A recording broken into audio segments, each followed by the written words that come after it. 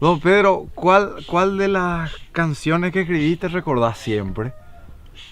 Y especialmente tapuijaeño y Aico éramos. Con este material, nuestro intérprete plasma una nueva modalidad y aporte para el folclore paraguayo denominada estilo campero paraguayo y galopa cantada, deseando llegar a todo el público y amantes de nuestra música como una verdadera reliquia.